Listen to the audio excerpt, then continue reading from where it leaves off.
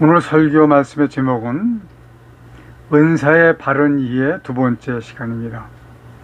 성경 말씀 사도행전 26장 29절 한 절을 같이 봉독합니다. 시작.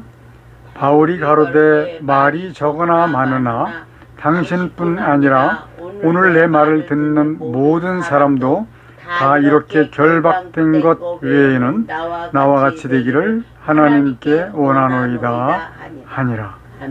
아멘. 지난주 설교의 마지막 부분은 사람들이 종료된 은사들과 기적들을 계속 하고 싶어하는 이유가 무엇인가? 그것은 첫 번째, 성경에 대한 무지 때문입니다. 두 번째는 자신의 약함에 대한 충족심과 자신의 욕심을 위한 아집 때문이라고 볼 수밖에 없다라고 말씀을 드렸는데, 오늘 하나를 더 추가해야 될 사항은 무엇이냐면, 세 번째, 살아계신 하나님을 알지 못하는 데 있습니다. 이 살아계신 하나님을 알지 못한다라고 하는 말씀에 대해서는 어떠한 설명도 사실은 필요하지가 않은 것 같아요. 왜냐하면 스스로 느낄 수가 있기 때문에 그렇습니다. 많은 사람들은 하나님을 안다고 생각을 하고 있어요. 그러나 그 아는 정도는 세상 사람들이 알고 있는 하나님 그 정도 이외에 더 깊이 알지 못하고 있다고 하는 사실입니다. 하나님을 알아야 되는 것은 하나님의 구원을 받는 데 있어서 가장 중요한 일입니다. 언덕을 오르지 못한 사람은 언덕 너머에 있는 것이 무엇인지를 알지 못합니다. 언덕을 넘어 봐야 무엇이 있는지 알 수 있듯이 하나님의 말씀도 마찬가지입니다. 우리 카톡예배 성도 여러분들은 이러한 말씀들을 모두 다 이해를 하시고 속히 우리와 저와 같은 그러한 성도가 되어 주시기를 간절히 바라는 마음입니다. 하나님을 알고 느낌으로 인해서 거듭난 사람은 눈에 보입니다. 그러나 하나님을 알지 못하고 거듭나지 못한 사람은 눈으로 볼 수가 없습니다. 성도 그리스도인들을 볼 때 저분은 정말로 하나님을 알고 있는 분이구나 라고 하는 것을 깨달을 수가 없다. 그냥 열심히 믿는구나, 열심히 신앙생활을 하는구나, 참으로 하나님께서 기뻐하시겠구나, 뭐 이렇게 생각을 할 뿐이죠. 우리가 옛날에 그러했기 때문에 말씀을 드리고 있습니다. 그러므로 지금도 대부분의 사람들은 설교를 듣는 일에 있어서 분별의 감각이 무딘 것 같습니다. 설교를 들을 때 정말로 하나님의 뜻을 가르치기 위한 설교인가? 아니면 이 한 시간을 즐겁게 보내기 위해서 모인 사람들을 중심으로 해서 설교를 하는 것인가? 세속적인 이야기를 가르치기 위한 것인가? 이러한 것들을 분별할 수 있는 영적인 분별력을 가져야 됩니다. 우리 사랑하는 성도 여러분들에게 정말 오늘 본문 말씀과 같이 세상적으로 약한 것 외에 하나님을 아는 일에는 저와 같이 되기를 간절히 원하는 마음으로 오늘도 말씀을 전합니다. 물론 이 비밀의 말씀을 깨우치는 과정에 있어서 혹 이단 신천지가 아닌가 하는 의심도 했었고, 저 스스로 심사숙고하게 연구하고 따져보고 짚어본 지난 10여 년 전의 일이 새록새록 생각이 납니다. 2주 전의 설교 말씀은 디모데후서 4장 20절, 바울의 동역자 드로비모는 에베소 사람 이방인이었으나 바울의 전도로 그리스도인이 되었고 지도자의 역할을 감당하다가 바울의 4차 전도 여행 중에 밀레드에서 병이 걸림으로 바울은 그의 병을 고치지 못하고 밀레 뒤에 두고 떠났으며 여기서부터 병 고치는 은사는 나타나지 않았다라고 말씀을 드렸습니다. 오늘은 지난주에 이어서 성령의 초자연적 은사들의 영속성인가에 대해서 살펴보고자 합니다.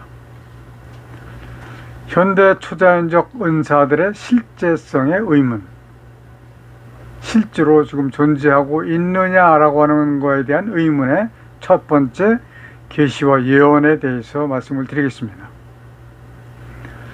신사도 운동은 성경 외의 계시와 예언을 주장하고 있습니다. 딱히 이것은 성경 외의 것이다 라고 말하고 있지는 않지만 성경에 있는 내용이 아니기 때문에 성경 외의 계시와 예언이라고 말씀을 드리는 겁니다. 그러나 성경은 기록된 책의 내용 외에 다른 것을 더하거나 빼지 말 것을 엄중하게 명령하고 계세요. 계시록 22장 18절에 보니까 내가 이 책의 예언의 말씀을 듣는 각인에게 증거하노니 만일 누구든지 이것들 외에 더하면 하나님이 이 책에 기록된 재앙들을 그에게 더하실 터이요. 저는 하나님을 처음 믿기 시작을 할 때 이 말씀을 보면서 정말 깜짝 놀랐습니다. 그래서 성경에 있는 내용은 토시 하나라도 바꿀 수 없다라고 저는 생각을 했었습니다. 그러나 시간이 흐르면서 성경을 보고 이해를 하면서 성경에는 너무 많은 오역이 있구나 라고 하는 것을 발견하게 되었습니다. 그래서 저는 이 오역의 부분들을 고치고 개역개정판의 잘못된 단어들, 수거들 이런 것들을 모두 고치기 위해서 지금 이 세상에 존재하고 있다라고 말씀을 드릴 수가 있습니다. 그러므로 오늘날 성경 외의 계시와 예언을 말한다고 하는 것은 분명히 잘못된 거예요. 역사상 초대교회 몬타누스파는 초자연적 은사들을 주장했습니다. 그러나 그들은 이단으로 정죄되었습니다. 그리고 18세기 에드워드 어빙이라고 하는 사람이 세운 가톨릭 사도교회는 모든 사도적 은사들을 주장을 했고 예언도 했으나 어떤 예언들이 성경과 충돌하고 또 성취되지 않는 관계로 인해서 정죄되고 말았습니다. 19세기에 들어와서도 안식교, 몰몬교 및 신비주의 집단들이 성경 외에 하나님의 계시와 예언을 말했지만 모두 이단으로 간주되고 말았습니다. 제가 예배문을 보내는 분들 중에는 안식교인들도 계세요. 저는 그분들에게 왜 보내드리느냐 하면 이 말씀들을 읽고 들으면서 자신들이 지금까지 배워온 알고 있는 그 교리 이러한 것들이 잘못된 것들을 알아차려서 바른 길로 인도함을 받게 하기 위해서 저는 안식교인인 줄 알면서도 보내드리고 있습니다. 그들이 열심을 다해서 읽고 듣는지는 모르겠어요. 그렇게 되기를 저는 간절히 바라는 것입니다. 자, 예언. 이 예언은 성경에서 모두 다 말씀하고 계신 거예요. 아멘. 인간의 생사 고락을 알고자 한다라고 하면 그것은 주술적 신앙입니다. 이것을 샤머니즘이라고 하는 겁니다. 샤머니즘 즉 주술적 신앙으로 하나님 나라를 갈 수 있다? 천만의 말씀입니다. 갈 수 없습니다. 그래서 저는 단호하게 말씀을 드리는 거예요. 자, 두 번째 방언에 대해서 말씀을 드리겠습니다. 신사도 운동에 대해서 성령을 받은 증거가 방언이라고 주장을 하는 사람들도 있어요. 방언이 모든 성도들의 필수적 은사라고 주장하는 이들이 있습니다. 심지어는 방언을 하지 못하면 구원을 받지 못하는 것이라고 말하기도 합니다. 너무 어처구니 없는 말이죠. 그들의 주된 방언, 랄랄라, 따따따, 조금씩 다른 단어를 섞어서 하기도 하더라고요. 하나님께서 말씀하시는 방언은 이런 것들이 아닙니다. 성경에서 말씀하시는 방언은 외국어를 말씀하시는 겁니다. 아멘. 헬라어로 방언을 글로사라고 합니다. 이는 단순한 언어를 가리키는 거예요. 또한 이 단어는 빈번히 글로사이라고 하는 복수형으로 사용되기도 합니다. 이것은 방언들이 여러 가지의 언어들임을 증명하고 있는 겁니다. 이는 얼토당토 않은 그러한 말로 방언이라고 생각을 하면 안 됩니다.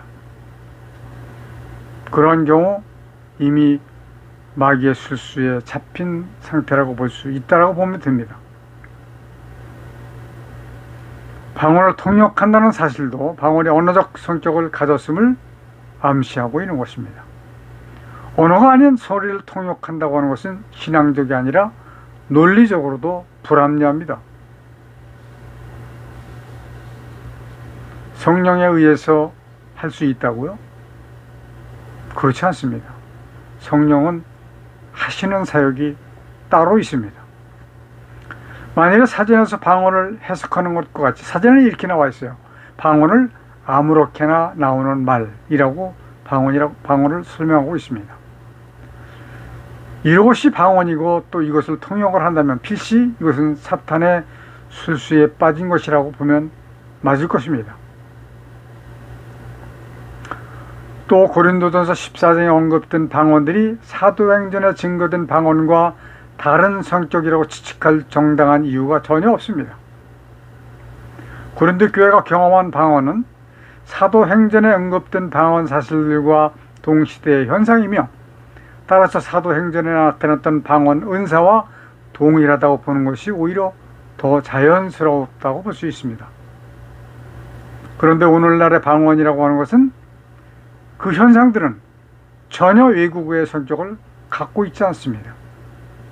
만일에 어떤 사람이 외국을 가서 그 나라 말로 선교를 하고 전도를 한다면 그것이 바로 방언입니다. 성경에서 말씀하시는 방언이 바로 그거예요. 도널드 버딕이라고 하는 사람은 오늘날의 방언의 특징들을 열거를 했습니다. 첫 번째, 반복이 매우 심하다. 두 번째, 방언과 방언은 방언하는 사람의 언어적 배경이 비슷하다. 세 번째, 한두 개의 모음을 지나치게 많이 사용한다. 네 번째, 언어적 구조가 부족하다. 다섯 번째, 방언에 비해서 통역이 두드러지게 너무 길다. 여섯 번째, 동일한 구절의 통역이 일치하지 않는다. 만일에 지금 이 설교를 읽거나 듣는 분들 중에서도 이러한 방언을 하고 있는 분들이라고 하면은 이 말씀에 대해서 유념을 가지시고 잘 읽어보시길 바랍니다. 오늘날의 방언은 존재하지 않습니다. 미시간 대학교의 케넷 파이크와 미국 성서공회 관계 유진 나이다라고 하는 사람은 그러한 언어학자들도 오늘날의 방언이 언어학이 다룬 어떤 실제 언어와도 비슷하지 않다라고 지적을 하고 있습니다. 더욱이 방언 같은 현상들은 역사상 기독교의 이름을 가진 이단적 종파들 속에도 있었고 심지어는 기독교가 아닌 다른 곳에도 있습니다. 초대교회의 몬타누스파도 방언을 했다고 전해지고 있습니다. 그 후 17세기 말까지 방언 현상은 교회 역사에 나타나지 않았습니다. 그러다가 1776년 미국 뉴욕주 트로이 부근에 엘리가 설립한 쉐이커 공동체는 남녀가 나체로 춤을 추면서 방언을 했다고 합니다. 이게 하나님께서 주신 방언일까요? 천만의 말씀이죠. 악한 사탄이 준 방언이 분명합니다. 이단적인 가톨릭 사도교회에서도 방언을 했다고 전해지고 있습니다. 몰몬교회 장로들도 미국 유타주에 그들의 성전을 봉헌할 때 방언을 했다라고 전해지고 있습니다. 그러므로 방언 같은 현상들이 다 하나님께서 주신 참된 방언의 은사가 아니라는 것이 분명하다는 사실입니다. 그러니까 이들이 하는 방언은 이념적이거나 주술적 방언이라고 말할 수 있을 것입니다. 많은 사람들은 지금도 주택을 구하거나 자동차를 구한 때에도 하나님이 하셨다라고 말을 하기도 합니다. 어떻게 보면 하나님께 영광을 돌리고자 하는 마음은 이해가 되지만 상상도 할 수 없을 만큼 크신 하나님을 인간 세상의 부동산 중개업자 또는 자동차 판매원으로 비화하지 말기를 권해드립니다. 특히 오늘날 신사도 운동에서 인위적 방언 훈련을 볼 수 있는데 그것은 분명히 비성경적이며 사탄 마귀의 술수입니다. 저도 옛날에 경험을 한 바가 있기 때문에 단호하게 말씀을 드리고 있습니다. 1987년 7월 미국 루이지애나주 뉴올리언스에서 모인 성령과 세계 전도에 관한 북미 대의에 관한 보도에 의하면 한 저녁 집회 후 성령 세례 받을 자들을 위한 집회에서 인도자는 자기의 기도 방언을 따라서 하게 함으로써 참석자들로 하여금 방언 현상을 체험케 했다고 했고 그들에게 이것이 성령 세례이며 하나님이 주신 방언임을 믿도록 강요했습니다. 너무 정말로 우스꽝스러운 일이 아닐 수 없는 것이죠. 옛날에 그랬어요. 따라서 했습니다. 연습했습니다. 그러고 스스로 입에서 소리가 나오게 되면 아, 방언을 했구나. 이런 착각이 세상에 어디 있겠어요. 이런 행위들은 제재도 되지 않았을 뿐만 아니라 우리 한국에서도 빈번하게 있었던 일입니다. 저도 체험을 했던 일이라고 말씀을 드렸습니다. 그러나 성경의 방언 사례들은 결코 훈련을 통한 것이 아니고 심지어 방언하기를 구한 것도 아니었음을 알 수가 있습니다. 사도시대의 신자들은 성령이 오신 표로서 방언을 하는 경험을 했었습니다. 그러므로 방언 훈련은 명백한 성경의 모범을 벗어난 행위이고 성령의 은사를 인간적 훈련으로 받게 하려고 하는 거짓된 마귀의 술수 행위가 분명한 것입니다. 오늘날 방언 현상들이 하나님께서 주신 은사라고 하는 증거가 없다면 그 현상들은 어떻게 설명해야 하는가? 어떤 사람들은 이거 하나님께서 주신 방언이 아니고 무엇이냐라고 생각을 하고 이야기할 수 있습니다. 그러나 오늘 제가 드리는 말씀은 그렇지 않다라고 하는 말씀을 드리는 거예요. 그러나 하나님께서 사도시대 이후 1800년 동안 거두셨던 은사들을 그 후에 다 정말로 다시 주실 것인가에 대해서도 우리는 의문을 가질 수밖에 없습니다. 하나님 섭리의 방식과 성경의 충족성에 비추어 볼 때 그러한 가능성은 전혀 있을 수 없습니다. 오히려 오늘날의 많은 방언 비평가들은 현대의 방언 현상들이 심리적 현상이거나 가짜 의조품이거나 혹은 마귀에게서 기원한 것이라고 평가를 하고 있습니다. 아마 가짜나 심리적 현상이라기보다는 오히려 마귀에게서 기원한 것이 더 많은 프로테이지를 차지할 수 있을 것이라고 저는 생각을 합니다. 성령의 역사가 아니면서 때로 불같이 일어나는 이런 현상들은 악령의 역사가 아닐 수가 없습니다. 왜냐하면 성령께서는 그리 하시지 않기 때문에 그런 것입니다. 자, 세 번째로 병고침에 대해서 말씀을 드리겠습니다. 소위 신유의 은사에 대한 말씀입니다. 우리는 단순히 병고침의 현상들이 성령의 은사임을 확증하지 않는다는 점을 말해야 할 것입니다. 병고침의 현상들은 기독교 안팎의 신비주의적 집단들에게서 비롯되었습니다. 신비주의적 집단. 신비주의 연구가 쿠르트 코흐라고 하는 사람은 악령에 의한 신비적 치료의 많은 사례들을 이미 제시해 주고 있습니다. 더욱이 성경에서 병 고침의 사례들을 즉각적이고 비제한적이었는데 오늘날의 병 고침은 그렇지 않습니다. 어떤 이는 예수님과 사도들의 병 고침의 특징을 열거하기를 첫 번째, 한마디의 말씀이나 한 번의 만짐으로 치료를 하셨다. 소경에게 2번 안수하신 예외적 경우는 있었습니다. 두 번째, 즉시 치료하셨다. 세 번째는 완전히 치료하셨다. 그는 오늘날 그 병 고침 받는 것을 보면 많은 부분 재발이 일어나고 재발이 일어난 사람들은 거의 다 죽더라고요. 저는 많이 목격을 했습니다. 네 번째, 모든 사람을 치료하셨고 또 치료하실 수 있었다. 다섯 번째, 신체 기관의 질병들도 고치셨다. 여섯 번째, 죽은 자들을 일으키셨다라고 말씀하셨습니다. 그러나 오늘날 신사도 운동의 병 고침의 은사들은 전혀 다른 양상으로 나타나는 것들을 볼 수가 있습니다. 왜 강사가 이렇게 소짓을 하면 쫙 쓰러집니까? 사람들이?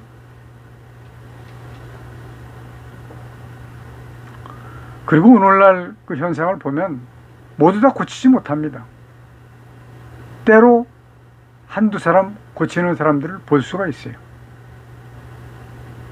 만약에 고치지 못해서 괴로워하는 사람들을 보면 그들은 말하기를 믿음이 부족해서 그렇다라고 이야기합니다. 그럼 할 말이 없어요. 사람들은 그런 줄로 알고 더 이상 말할 수가 없습니다. 사람들에게 말씀으로 이끄시는 귀한 신앙을 헛된 경험에 의존시키는 현상은 결국 생명을 죽게 하는 일이 되고 말 것입니다. 이것이 영원한 하나님의 나라를 유업으로 받을 수 있느냐 받지 못하는 애에 대한 그 결론이 여기에서 나올 수 있기 때문에 저는 오늘 세 번째 말씀을 드리는 거죠. 실장 따지고 보면 그리스도인들에게 있어서 참된 영성의 표는 그리스도인다운 인격과 삶입니다. 이러한 은사가 아닙니다. 이러한 체험이 아닙니다. 은사는 결코 그리스도인들의 영성의 표나 척도가 될 수 없음을 뿐만 아니라 오히려 반그리스도적이라고 하는 것을 기억하셔야만 될 것입니다.